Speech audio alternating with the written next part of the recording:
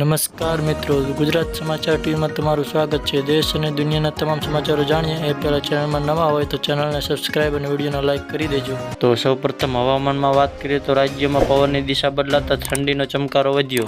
રાજ્યમાં ઠંડીનો ચમકારો યથાવત જોવા મળ્યો છે। પવનની ગતિમાં વધારો રહેતા ઠંડીનો અહેસાસ થયો છે। લઘુત્તમ તાપમાન 1 થી 12 ડિગ્રી જોવા મળી રહી છે। તો ઉત્તર ગુજરાતના ભાગોમાં ડીસા, રાજકોટ, પાલનપુરમાં ઠંડીની અસર જોવા મળશે। નલિયામાં સૌથી નીચું 12 ડિગ્રી તાપમાન નોંધાયું છે। આગામી દિવસોમાં હજી ઠંડી વધે તેવી શક્યતાઓ હવામાન વિભાગ દ્વારા સેવાઈ રહી છે, ત્યારે ઠંડી તેનું અસલી રૂપ બતાવશે। ત્યારબાદ સમાચારમાં આગળ જાણીએ તો સુરેન્દ્રનગરમાં કૃષિ સહાય જમા કરાવવામાં ગેરરીતિની આશંકા। સુરેન્દ્રનગર જિલ્લામાં દિવસે ને દિવસે ખેતીવાડી વિભાગની ઘોર બેદરકારી સામે આવતી જાય છે, ત્યારે મૂળીમાં વાવેતર કર્યા વગર સહાય જમા થવાનું અને ત્યારબાદ લીંબડીમાં મોટી કટેચીમાં પાક નુકસાનીવાળા ખેડૂતોને નાણાં કોઈ ત્રાહિત વ્યક્તિના બેંક ખાતામાં જમા થવાની સહિતની મોટા પાયે ઘોર બેદરકારી સામે આવતા સુરેન્દ્રનગર કલેક્ટર દ્વારા તપાસના આદેશ આપી જવાબદારી સામે કડક કાર્યવાહીની ખાતરી આપી છે।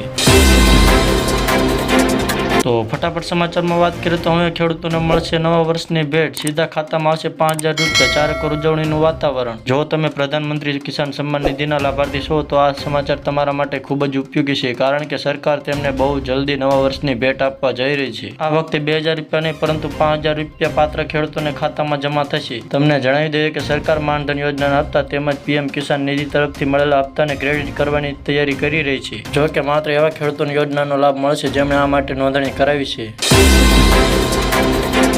તો ફટાફટ સમાચારમાં આગળ વાત કરીએ તો વ્યાજ મુક્ત લોન, સરકાર મહિલાને 5 લાખ સુધીની વ્યાજ મુક્ત લોન આપી રહી છે। ટૂંક સમયમાં લાભ મળશે। મહિલા સશક્તિકરણ માટે સરકાર લાંબા સમયથી પ્રયાસો કરી રહી છે અને સરકાર તમામ ક્ષેત્રોમાં મહિલાઓને પ્રોત્સાહન આપવા માટે વિવિધ પ્રકારની યોજનાઓ લાવી રહી છે। તેથી જ મહિલાઓને આર્થિક રીતે સક્ષમ બનાવવા માટે ભારત સરકાર નવી યોજના શરૂ કરી છે। આ યોજના હેઠળ સરકાર મહિલાઓને 5 લાખ સુધીની લોન આપે છે।